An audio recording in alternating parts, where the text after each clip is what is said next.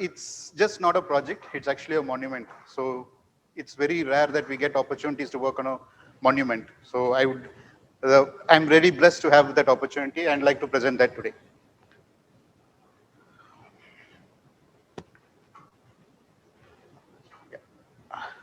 Today I'll just talk about a short introduction of the project. What were the investigations which went through before we started on the project? Also how we evolved on the structural system of how it was done. Also, what were the visual connects which were required to be done in the from the statue? Next is also the planning and execution strategy, what was followed. What were the fabrication and erection logistics which we had planned for the entire statue? And also, what is the maintenance strategy which is there in place? To start off with the introduction, the key project stakeholders were basically SVPRT and SSNL were the clients for this job.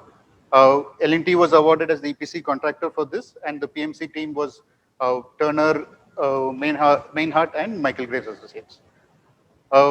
We as the principal consultants of the thing, we also had appointed sub-consultants.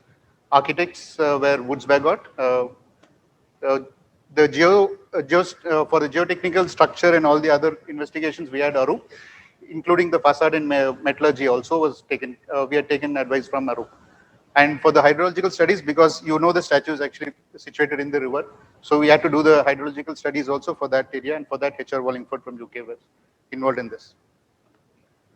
And also the wind tunnel test, because that's one of the governing cases as far the entire structure is concerned. So that was done at Canada RWI facility. With regard to project timelines, the project was awarded, the actual formal start date of the project was December 2014 with a time duration of 4 years. We had time about 12 months to do the preparatory and the design work before we started off with the foundation. Foundation casting happened on December 2015, and the completion of the RCC course, which was one of the critical aspects, was completed into the December 2017. But then this is where we have the real advantage of steel coming in, because from 2017, it's only just 10 months down the line to complete the project. And by the time the concrete core was up, we had all the other things planned and strategized such that the entire steel and bronze was able to be erected in just 10 months time. Which is actually for the world's tallest statue. So it's really a remarkable feat by our entire team.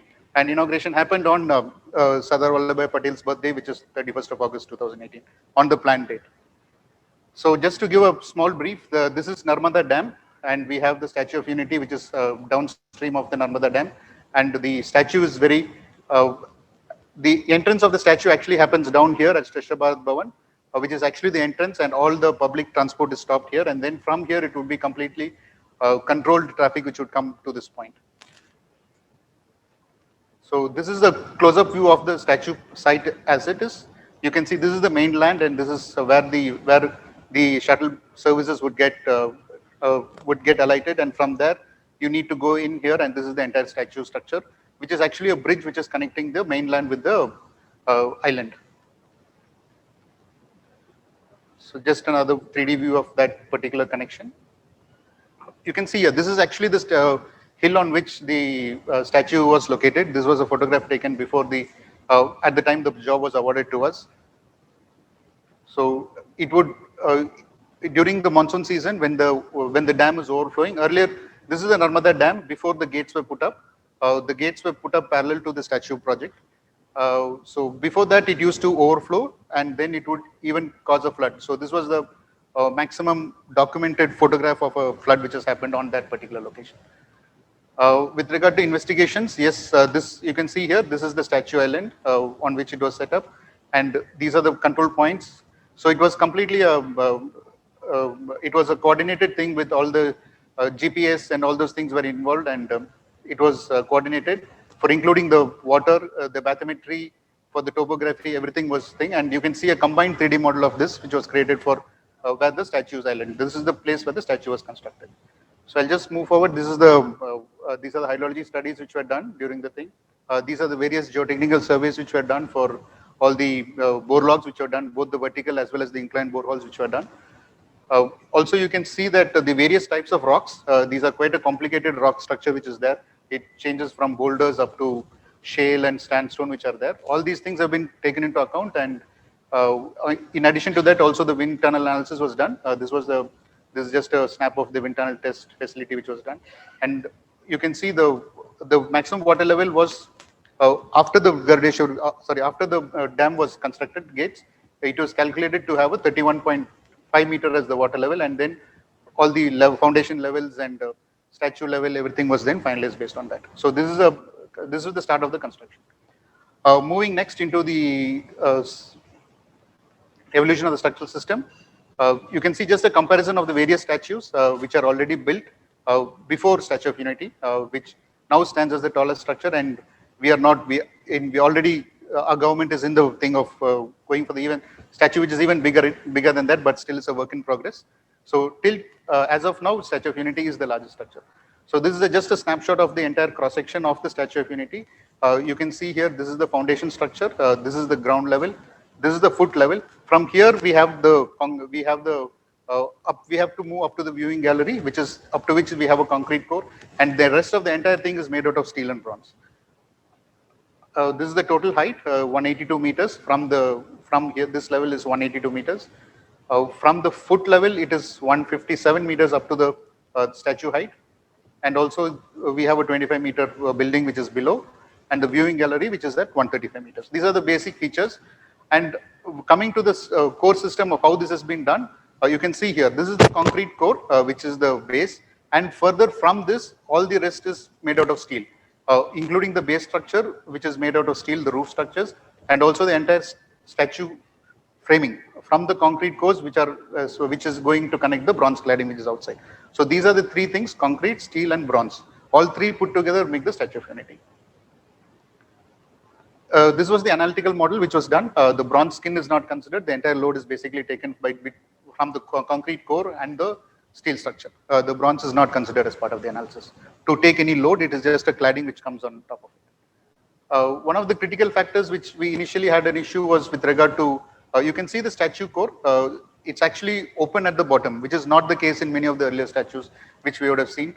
So this was something which was very critical, where we can see there is a gap between the thing, and the maximum stress actually happens at this particular location. This is how it has been coordinated and it has been erected. You can see this is these are the steel structure with the bronze, which comes as macro panels, which comes and gets connected directly to the concrete core walls. This is the foundation, what was done for the thing. This is the concrete core. I'm just skipping the concrete slides a little faster. Yeah, this is the steel framing, typical steel framing, how it has been done. You can see the concrete core here. This is the base. And then we have something called the primary steel. The primary steel are basically outrigger trusses which are actually taken out from the concrete cores up to the end. And then you have the secondary steel, which is actually, you can see what you can see over here. And also we have a tertiary steel, which is for the connection between the bronze and this particular bronze and the secondary steel. So this is the total configuration of the steel structure. You can see this total thing has been broken down into 4 major parts. This bottom is one part of the steel structure. This is the second part of steel structure. This is the third, and this is the head and roof structure, which is the head and chest structure, which is actually coming right at the top. Further, one of the key aspects of the project is with regard to the visual experience it creates. Here, what we have done, why I put this slide very specifically is, you can see here, we have also created one glazing which is coming within the statue, and here the entire steel structure which is there within the statue is also expressed. So if you go there, you can also, through this glazing, you can view the entire steel structure, how it is actually supporting the entire skin of the bronze. So this is another feature which has been added. And of course, this is a bronze. Even actually, there's a viewing gallery right at the chest level, where you can see that these are actually perforated panels. The bronze at that particular location has been perforated, and we can go to the viewing gallery and you can actually experience, you can actually see the statue would be actually looking at the Sundar dam. So you can actually see the dam view also from here. This is exactly at the top of the dam. The level of this and the dam level is exactly the same. So this is with regard to the bronze, what would be the aging and the coloration of the bronze structure. At year 1, it would be more the bronze, which we generally touch and feel. But as it goes for 100 years, it is likely to go into a green shade, which will be very similar to the Statue of Liberty, which is also a similar bronze. With regard to the bronze composition, it's a C90300 alloy, which is basically a copper tin zinc alloy. Copper and tin are basically the major alloys, and zinc also forms a portion of the alloys. And this is a perfectly natural finish of bronze. So now coming to the planning and execution strategy, you can see here, this is how a bronze panel is being done and how it is transported. Uh, all the preparatory works are done with this, with the computerized model. You can see this is the entire statue structure, which has been various, it is basically 8 mm thick bronze skin, the outer skin. And you can see these are panelizations, what we have done, discretely broken down so that all these can be prefabricated at the offsite. Uh, it's just the grade of steel what I mentioned here. And also with regard to, we have, this is what we call a macro panel. These macro panels are actually made out of, again, micro panels. So micro panel is something which actually gets cast in a furnace. And once you take that out, you have to combine that. Typically we are doing, typically a macro panel is made out of 9 micro panels. And then it would form a size of 5.5 meter by 6 meter. This is the typical size. Total number of macro panels which are there over here in the statue is about 550 macro panels, and each and every panel is different. So each and every panel has to be engineered and pre-engineered and done before it is actually going in place. So this is the level of intricate details which are there. The most intricate of those is the face structure, which is also done. You can see the scale of a person sitting here. What is the size with regard to the scale of the face? So how that is the level of detail which has to be done. With regard to complications, you can see what is the level of complication which is there in the steel structure, which is, this is again taken during erection. You can see how the tower cranes are supported through the bronze, and all this has been coordinated. The most critical location, if you see, is actually at this particular location where we have the fold of the kurta. So here, specific structures have been designed in such a way to go and support onto the, support the bronze and this. So here you can see this is a typical macro panel where there are point structures. We have actually, the last bit is a turnstile where you can actually adjust the length based on the at site condition and also do local adjustments once it is put in place. This is another type where we have a panel which is coming at the shoulder portion. This is a portion where it is having a double edge, like it is a double cantilever. This is already a cantilever. From that, there is another cantilever. So that's another type of structure. This is what I was saying as the as a typical prop, which connects the tertiary frame to the bronze steel, which has complete adjustment, because we know that once everything is set up at site, there is going to be some amount of tolerance which is required to accommodate the gap between the steel and the bronze. So that is the arrangement which has been done to bridge the thing. Also, with regard to the bronze skin, since all these are, you don't have access, typically a bronze statue would be done with doing a shuttering or doing a staging scheme outside and then going and finishing it. But because of the size of the statue, that's not possible. So the scheme was done is you already prefabricated, finish it completely off-site and then just go and erect it. So the only thing which you need to do is the gap which we need to do for the joint which has to be water sealed. So that is done from inside and it is also sealed. So that is also taken care.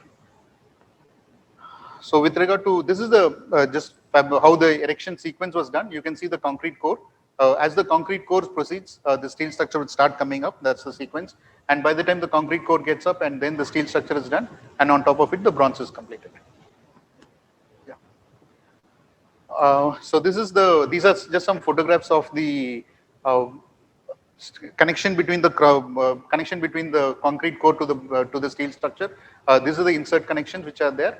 You can see what is the typical size of an insert plate which is kept in concrete, and also this is actually a stub which comes between the actual steel structure to the thing, because the concrete core is not going to be perfect. We should all understand it, and we should keep some necessary arrangements. So these are actually additional metal is being provided already from the factory, that it's a green metal which is being cut just based on the site conditions, and then everything is erected on top. So this is the thing. You can see the level of complications because of the type of structure. You cannot avoid these complications, but these are all made out of rolled steel.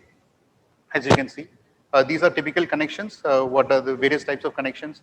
And this is just a brief of what I already explained, how the entire thing comes from. Actually, the fabrication of the panel is from China, but then the entire assembly and everything is done in India at site. For that, a facility is set up. This is how this is what a typical prefabrication yard. Each ring of bronze would be prefabricated on ground, and it is matched. You can see that this is the, once the panels are reached site, it is all stacked together. Then it is all put in place with the tertiary steel structure. This is a pre-assembly which is done off-site, and then it is exactly done in the, you can see this is again a completed full ring of the bronze which has been erected, and the same structure which is actually put up on site. It is kept in the inverted position. That's why you can see it over here. This is the bottom of the thing.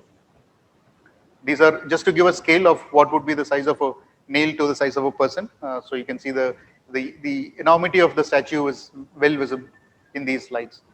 These are again other close-up photographs. The critical thing of the entire erection process was, of course, the tower cranes, which has to be well utilized, because there was a constraint with regard to the number of tower cranes which can be erected on site.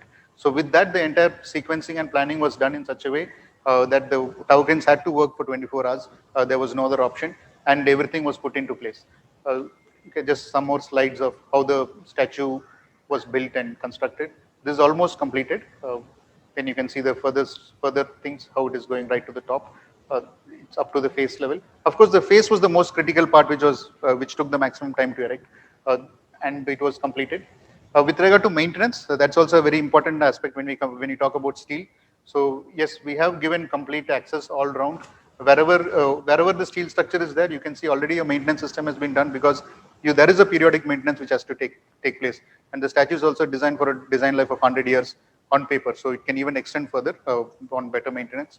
So it is already all maintenance spaces have been given to ensure that it is maintainable. Also, this is a spherical staircase which actually goes right to the head level, and you have the necessary lighting and all those things, and the thing which is kept on top.